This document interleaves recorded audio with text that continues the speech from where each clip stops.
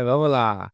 Bem-vindos e bem-vindas a mais um episódio do Faz Podcast, né. É o canal de podcasts, na verdade, do Fábrica de Soluções. Então, você que já nos conhece, seja muito, muito bem-vindo. Eu sou Ricardo Alex, bom dia, boa tarde, boa noite, e o meu colega Jonathan. Olá pessoal, bom dia, boa tarde, boa noite. Sou o Jonathan Aki e estamos aqui para falar hoje de alguns detalhes bem interessantes. Vocês vão gostar, acho que do assunto de hoje. A gente vai querer muita interação, hein? É isso aí, é isso aí. E a gente continua falando aqui um pouquinho dos nossos causos, né. Vamos contar um bocado de caos aqui, Jonathan. Isso aí, os causos aí no mineirês, né? Porque normalmente no termo inglês é case, né, ô Ricardo? É isso, a gente Sucessos. case de sucesso. E aqui a gente não traduz para o português, nós traduzimos para o bom mineirês, não é isso? Exatamente. Nós somos aqui de Minas, então aqui é causo. O causo do mineiro. Então a gente vai contar os nossos causos para vocês, dos nossos atendimentos, sobre esse item que é tão interessante, que é sobre o Lean, é sobre aquilo que a gente vive, que a gente gosta tanto, né, Ricardo?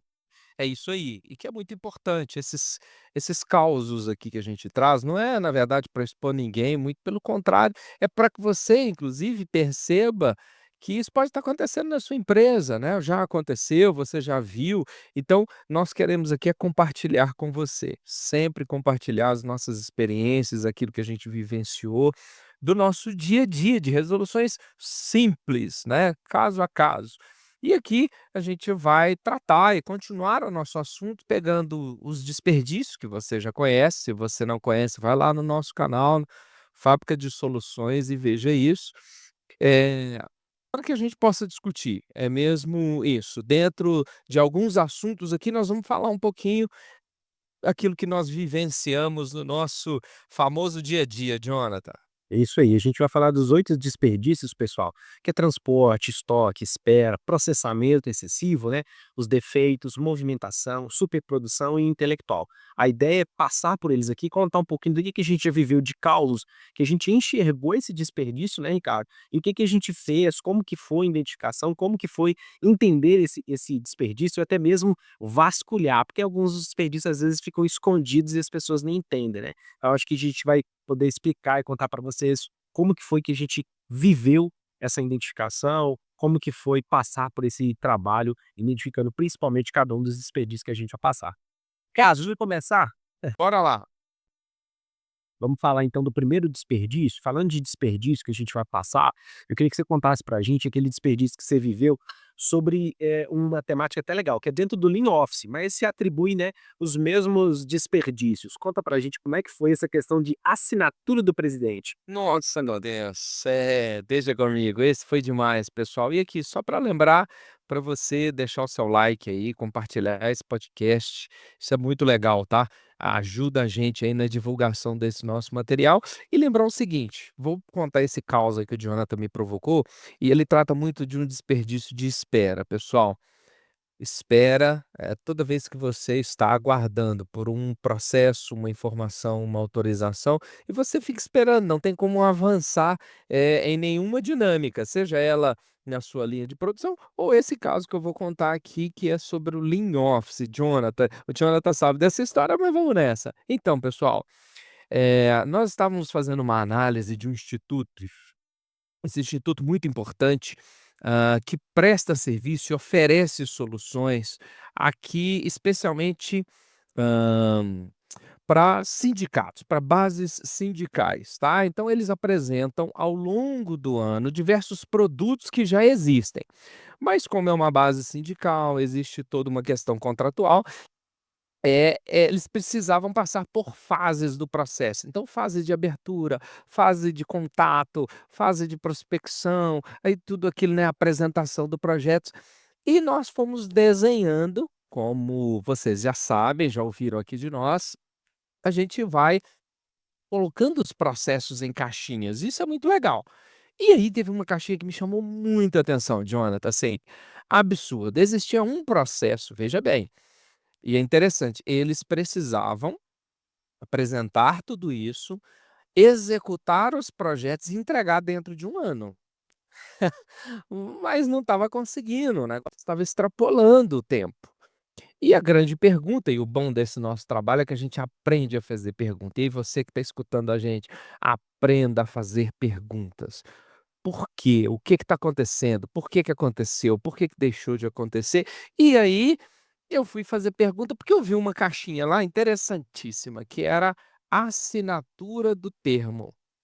E essa assinatura do termo, ela tinha, um tempo de espera, que era algo que a gente contava um, como um estoque, de 40 dias úteis. Eram 40 dias úteis para a gente sair essa assinatura.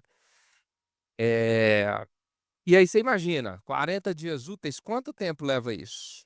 Imagina só, tá? É, muito tempo, vai dar mais de 2 meses. Dá Fácil. mais de 2 meses, né.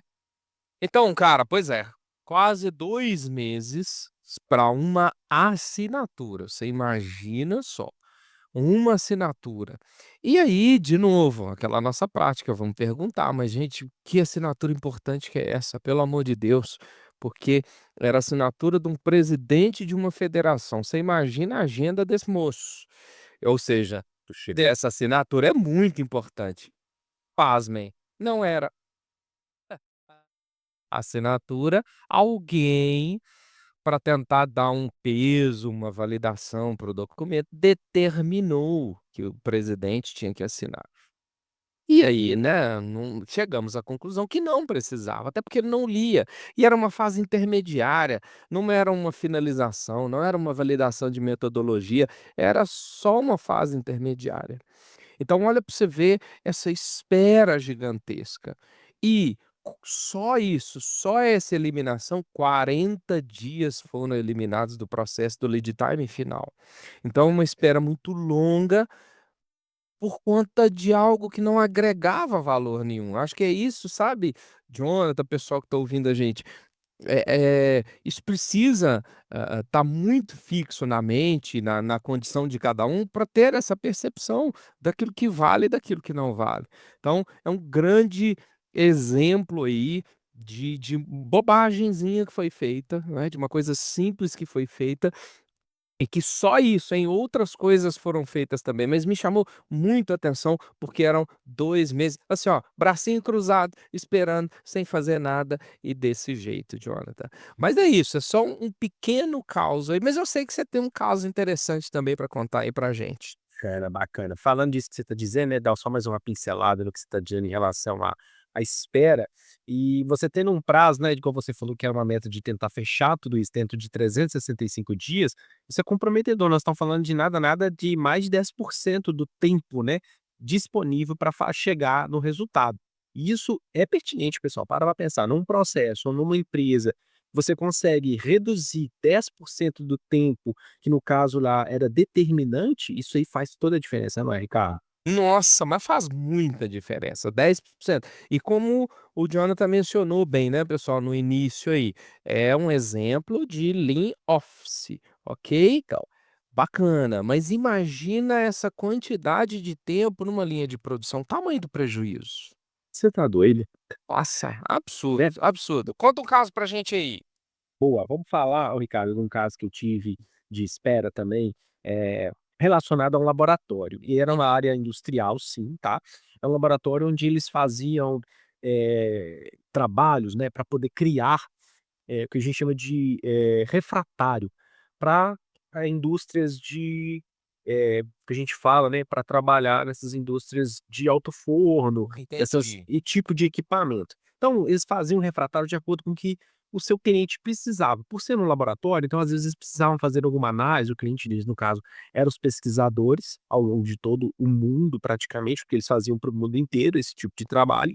Eles precisavam criar, de acordo com o que o pesquisador mandava para eles, uma forma, um teste para ver se aquele refratário ia suportar determinada temperatura ou condição de tempo e tudo mais. E aí, numa das etapas desse processo, né, de fabricar o refratário para se fazer o teste para chegar no que necessitava, tinha uma etapa que era a etapa de que a gente chama de medição, que era a medição das medidas do refratário antes dele entrar na queima, porque tudo isso é importante no laboratório, entender como ele entra antes do forno e depois que ele sai também. E olha que legal, tem uma situação lá em que o refratário, ele ficava disponível no laboratório depois da medição, e o pessoal do forno ficava esperando o refratário chegar. E aí era aquela confusão de informação. O refratário está Ai, ai, pronto para poder ai. levar para o forno? Tá pronto para entrar para o forno? Não tá. E aí, tá? Não tá, tá, não tá. E às vezes ficava lá 2 dias esperando para poder entrar no forno. E aí você pergunta: "Pô, já podia ter entrado?" Há 2 dias atrás. E já Nossa!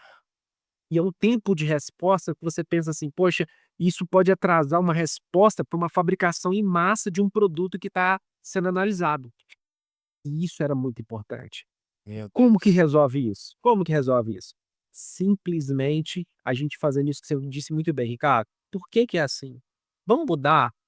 Vamos conversar?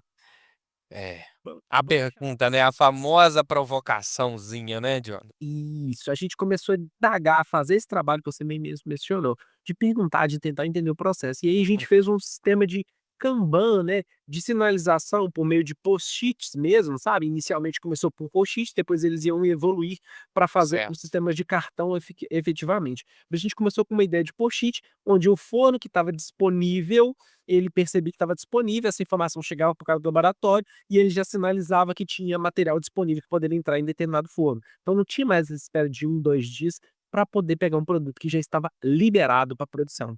Você Então olha pra você ver, adiantou a informação. Legal, cara. exatamente, adiantou a informação. Então isso é um ganho, um grande valor alcançado, ganho alcançado que por poucos reais você consegue resolver esse problema, né. Cara, você Uma acabou de conversa. tira de responder uma pergunta que eu ia te fazer, porque eu ia te provocar da seguinte forma: "Jonathan, beleza, cara, sensacional. Quantos milhões custou essa solução?" Você acabou de falar, né, pouco dinheiro, né, pouca grana. E pouco esforço também, né, Ricardo, porque a gente não está falando de um esforço exorbitante que ia ter que mover céus e terra e muitas mais pessoas para resolver o problema. Pelo contrário, você fez só uma organização do processo para chegar num resultado muito melhor.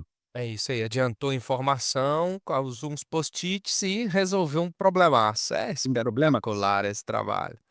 Conta para nós aí, Ricardo, a gente está falando de espera, você também tem mais um caso legal aí de espera que é relacionado à espera em almoxarifado. Conta pra gente aí como é que foi esse caso aí, que isso aí tem uma coisa legal para ser falado. Esse tem, cara, isso é muito legal e, assim, é o caso, né, de estudar o desperdício em si, mas também, dentro desse estudo existe um caso e como nós estamos contando causos, é muito legal. Gente, eh, essa provocação do Jonathan foi sobre um trabalho que nós fizemos numa companhia aérea, num setor de manutenção, e o estudo justamente no almoxarifado. E aí, eu não sei se você sabe, avião foi feito para voar. Portanto, avião no chão é prejuízo. E o que que isso quer dizer, Ricardo? Isso quer dizer o seguinte: a manutenção precisa ser muito bem assertiva. Aquele tempo do avião parado, ele é calculado. 1 minuto a mais é um prejuízo enorme. Então, qualquer desperdício, qualquer problema ali, a manutenção passa do tempo programado, esse avião já era, né? A companhia vai ter grandes prejuízos. Muito bem. E a gente chegou lá, estavam trabalhando eu, né, e uma colega de trabalho, uma companheira ali, e ouvimos uma reclamação, um barulho, uma reclamação que vinha de outros setores, que era o seguinte: "Olha, todos os dias no início do turno, nós temos uma fila muito grande no almoxarifado". Poxa vida, fila, esquece, fila já é espera por si só, Você né. Fila já é uma espera por si só. E o pessoal fala: "A fila é muito grande, a gente demora muito tempo, é um complicador". Pronto, já gerou aquele alerta, né, nosso dia a dia, a gente já está com o cérebro treinado, ouvido treinado, então vamos acompanhar essa fila, vamos ver o que está acontecendo. De novo, gente, a gente já está falando isso aqui. Pergunta, a gente tem que se fazer pergunta, então a gente precisava entender a fila para depois perguntar o porquê que ela se formava. E início de turno, turno começava às 5 da matina, e aí a gente se organizou, conversamos entre nós. Pode falar, Jonathan. Eu ia comentar uma coisa, Ricardo, que Hum. em questão de pergunta que você falou, que a gente precisa entender o fluxo, né, e as perguntas nossas começam nisso, a gente entendendo o fluxo, fazendo imersão no processo, que a gente chega nesses nesses buracos, nesses barulhos que a gente fala: "Opa, tem uma coisa estranha aqui acontecendo". Boa, cara, boa, boa, boa contribuição, é isso mesmo. Se você não entender o fluxo, dificilmente você vai escutar esses barulhos aí, né. E um desses barulhos era justamente essa fila. E como eu estava dizendo, 5 da manhã a gente se organizou bonitinho, chegamos às 4h30 para poder acompanhar. E aí, muito engraçado, porque a gente posicionou a câmera, não era para vigiar ninguém, nada disso, era só para a gente entender, aquele não era o nosso dia a dia. E começou a me chamar muita atenção, porque a fila não existia. Estranhamente, de um dia para o outro, a fila, que era uma grande dor, um grande barulho, como disse o Jonathan, deixou de existir. Como assim? E é como que gente, o que está acontecendo? Por que que essa fila? Então assim, e aí, né, a gente já há bastante tempo na estrada, eu olhei para minha companheira ali e disse: "Olha, tem alguma coisa errada, né, não é possível, a gente ouviu de muita gente sobre a fila e não tem fila". E aí a gente usou a seguinte estratégia, peguei a câmera, coloquei ela num posicionamento e deixei gravando e saímos. Falei com a minha colega: vamos sair daqui". Saímos. Pessoal, foi a gente sair, sei lá, 10 minutos, poucos minutos depois, tava lá a danada da fila. Pegamos a fila, gravamos a fila, ela era realmente grande. Só que assim, beleza, o nosso trabalho era estudar, entender e estudar o porquê dessa fila, mas gerou um outro alerta. O que que aconteceu? E aí, pasmem, tá? Tinha uma orientação. Olha, enquanto o pessoal, os consultores estiverem aqui, tá proibido formar essa fila. Poxa, perdeu o sentido, né.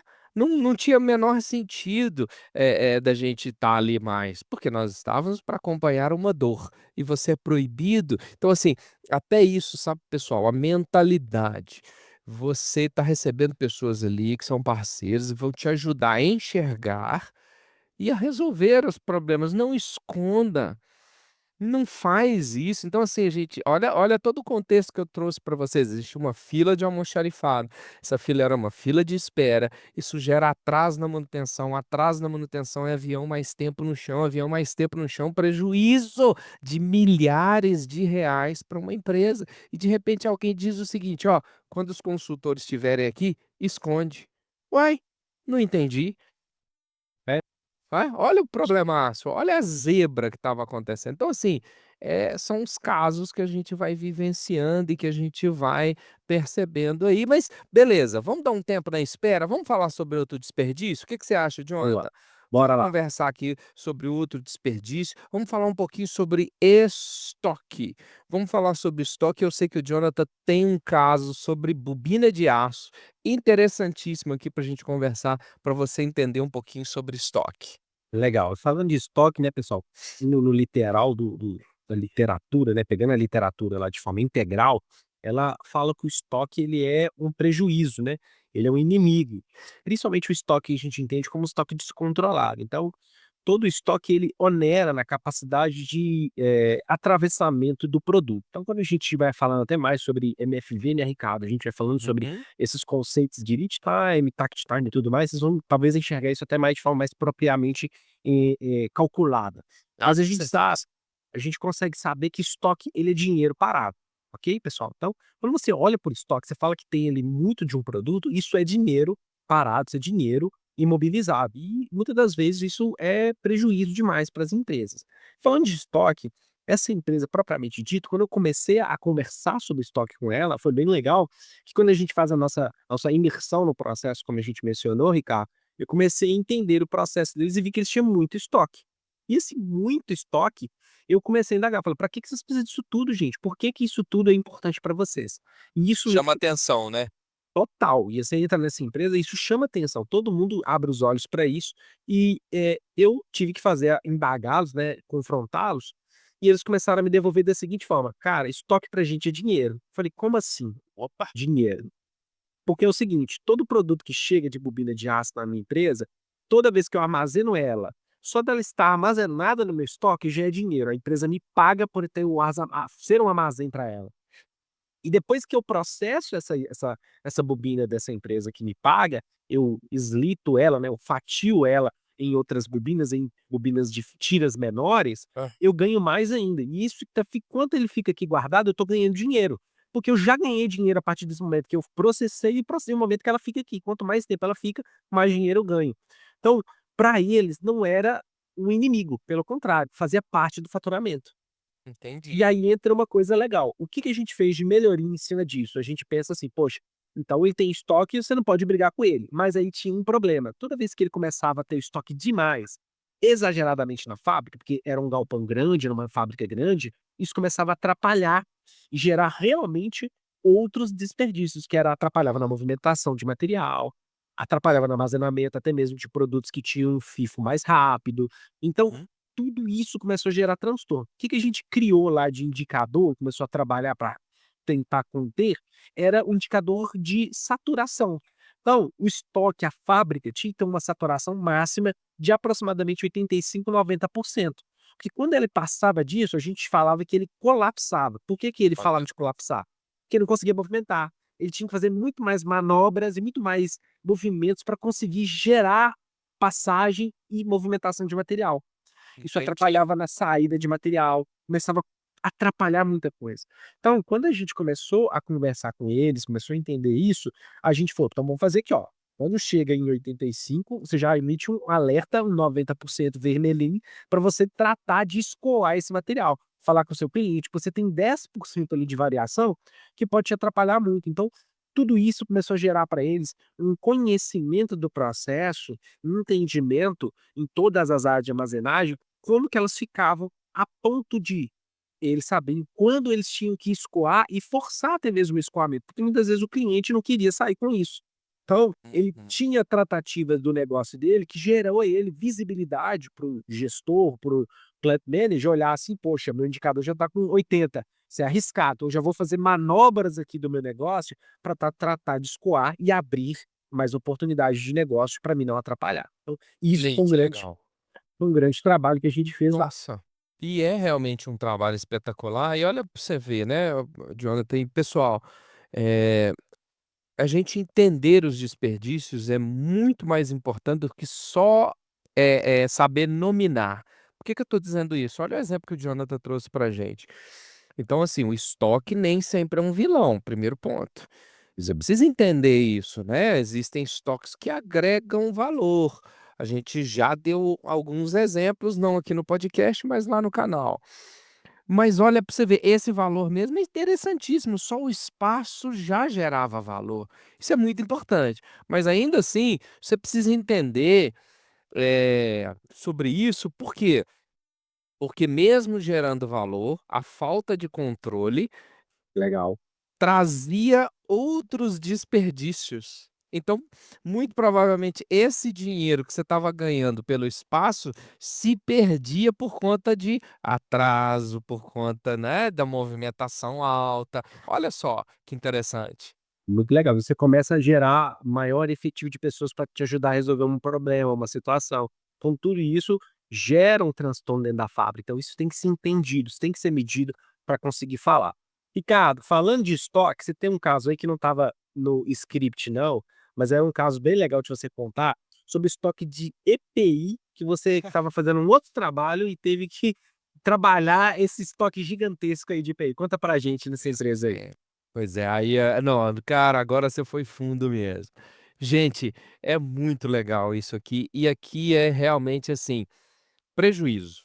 O nome Uhum. desse caso é prejuízo. O que que acontece? A gente estava fazendo um trabalho, eu especificamente em um almoxarifado de uma grande usina, de energia, né, uma usina sucroalcooleira muito interessante, então vocês podem imaginar o volume das coisas. E nós estávamos fazendo um trabalho lá legal de organização desse almoxarifado, né, tentando implementar um 5S e eu me deparo com a situação de uma quantidade muito grande de equipamento de proteção individual, nossos famosos EPIs. Ué, Ricardo, mas qual que é o problema? O problema é que EPI tem o CA, e o problema é que o CA tem data pessoal. e eles não se atentaram, eles simplesmente compraram, compraram, compraram, e eles tinham EPIs novos, EPIs utilizáveis, porém com CA vencido, com registro, com certificação vencida, então não podia usar. Pensa nisso, Jonathan. Quanta E coisa, pior, hein? tinha EPI lá com estoque alto, em falta na fábrica. Olha a loucura, gente. A gente acabou de contar a casa e dizer: "Você precisa entender o desperdício e saber disso, não vale a pena sair comprando, não vale, você entenda o que você está fazendo. Então eu tô cheio de EPI, eu tô com a fábrica faltando EPI, eu não posso substituir, porque o CA tá vencido". Então olha para você ver. E outra, tinha um lá que era de capa de podão. Podão é como se fosse um facão, né, para alguns ajustes, e eles compraram a capa errada. Milhares de capas erradas. Quilo de capa errada. E aí, Ricardo, o que que faz? Joga fora, gente. Venceu, joga fora. Não tem conversa. Então aqui o exemplo é de prejuízo financeiro na forma mais simples dele existir, né, de se comprar EPI, se comprar material, fazer estoque e depois jogar aqui é rasgar dinheiro na literalidade do negócio, por uma falta de controle, por uma falta de entendimento, e é um negócio absurdo. E mais, só para finalizar, bônus, no meio disso tudo, eu achei uma quantidade caixas, hein, caixas e caixas de placas de sinalização, que ninguém sabia que existia e por isso mesmo o departamento de compras estava comprando mais placas de sinalização. Só para ficar de exemplo. Parabéns, É, e parabéns. cômico para não falar que é trágico, né, Meu pelo amor de Deus. E isso aí é interessante falando de estoque, que a gente fica espantado com qual o impacto pode trazer. E falando desse mesma empresa, a gente trabalhou junto nessa empresa, né, Ricardo. Isso aí. Ricardo ficou como é uma empresa sucroalcooleira, essas empresas elas têm 2, áreas de trabalho muito grandes, que é a primeira área, a área que a gente chama industrial, que é onde o Ricardo fez o trabalho dele, e teve uma área também que é a área agrícola, onde eu fiz um trabalho. E aí eu vou voltar nos exemplos de espera, porque nessa mesma empresa que a gente fez um trabalho em conjunto, lá Ó, tinha um processo lá que era um processo de colheitadeira. Como é uma empresa sucroalcooleira, a gente está falando de cana-de-açúcar, pessoal. Então a cana-de-açúcar ela é extraída lá no campo. E o processo do campo é o seguinte, a gente tem uma colheitadeira que está colhendo e pegando essa cana-de-açúcar e ela joga num caminhão menor que a gente chama de caminhão de transbordo. E esse caminhão de transbordo leva para o caminhão, que é o caminhão fora de estrada, um caminhão muito maior, que ela vai jogar dentro desse caminhão maior, um caminhão, eh é um bitrem, na verdade, onde ele joga esse material para poder empilhar e trazer numa quantidade muito maior para a indústria, onde ele vai ser processado. Lá, quando eles faziam o trabalho, era muito legal que eles estavam lá fazendo o trabalho de colheitadeira. E toda vez que o caminhão fora de estrada, esse caminhão maior, ele demorava a chegar, gerava-se filas, então já era um problema, então tinha que ser muito bem sincronizado. Só olha que aí. enquanto tinha bastante, a gente chama de caminhão, os transbordos estavam lá esperando o caminhão chegar, toda vez que eu saturava os caminhões de transbordo, a colheitadeira tinha que parar, ela tinha que desligar. Nós estamos falando de um equipamento, cara, de milhões de reais, uma colheitadeira Que é muito beleza. cara. Ou seja, não pode ficar parado, né? Perfeitamente. Entendi Então a bem, gente né? exatamente. Então a gente está falando de uma máquina muito cara, um processo muito caro, que estava lá parado esperando, e esperando o caminhão de transbordo. E na hora que o caminhão de transbordo ia jogar, né, ia bascular no caminhão maior, caminhão fora de estrada, o bitrem, ele basculava um por um. Só que a gente está falando de um caminhão bitrem muito grande, pá. E o caminhão Ai. e o caminhão de bascular o transbordo, ele é um caminhão pequeno. O que que a gente propôs? Pô, por que que você não bascula os 2 ao mesmo tempo? Você tem um caminhão bitrem, você precisa bascular nos 2. Por que que você já não leva todos os caminhões que você puder e já bascula? Aí eles falaram: "Mas é que não pode". "Não pode por quê?". "Ah, porque nós nunca fizemos". "Por que que nunca fez?". "Então por que que você nunca fez?". "E vamos tentar?". "Vamos". E eles começaram a testar fazer 2 caminhões ao mesmo tempo, e aí você diminui a parada de colheitadeira e aí você ganha celeridade, porque você leva caminhão de fora de estrada mais rápido para a usina e ele volta mais rápido, e tudo isso começa a ganhar dinamismo no processo muito melhor. E foi muito interessante que a gente começou a ganhar. E foi tão legal que depois que a gente falou como é que podia fazer, a gente começou até ver qual que eram as posições que o caminho, os transbordos poderiam ficar no caminhão Hum. fora de estrada, para poder posicionar, você otimizar cada vez mais. Colocar 2, um podia ficar do lado do outro, onde poderia jogar, e a gente demarcou no próprio caminhão com uma fita, com uma tinta, para saber que os caminhões de transbordo poderiam posicionar ali para bascular e acelerar o processo. Então, assim, o caminhão não tinha nem tempo de ficar ali vendo qual que era a posição, ele já chegava, via a posição e já jogava e transbordava. Então, isso ganhou celeridade também em várias áreas da empresa. Então, isso é muito interessante, essa parte de espera.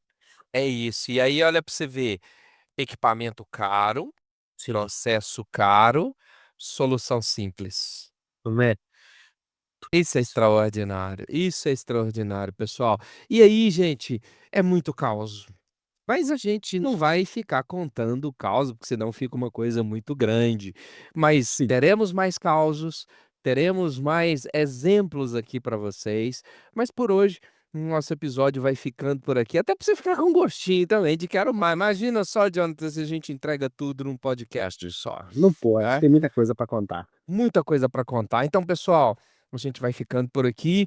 Nosso episódio tá aqui. Acompanha a gente, curte, compartilha. Puxa vida, convida mais gente aqui para ouvir mais causos da gente. E eu tenho um convite. Conte um causo. Isso aí. Não é isso, Conte Jonathan? pra gente. Fala um caos que você teve aí de um desperdício de espera, de estoque, um caos legal de desperdício que você já entendeu, você viu aí no seu processo, na sua empresa, ou na empresa que você passou, seja qual for o lugar. Conta pra gente um caos e pode ser até um caos do seu dia a dia aí que você Isso. vive com os desperdícios. Lança no nosso comentário, vamos interagir, vamos conversar, né, Ricardo? Nessa nossa Isso. conversa sempre legal aqui no Faz Podcast, no nosso canal da Fábrica de Soluções. É o podcast da Fábrica de Soluções. Vem com a gente, curte, compartilha. Estamos juntos. Até o nosso próximo episódio. Aquele abraço. Até mais, pessoal. Valeu, tchau, tchau.